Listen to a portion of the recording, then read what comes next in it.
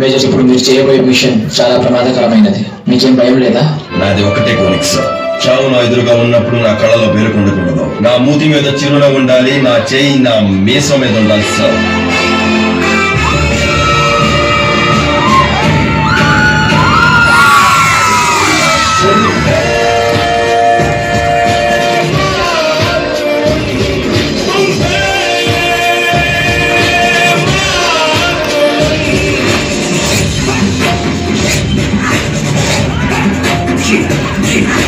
Cerita ini akan berhenti.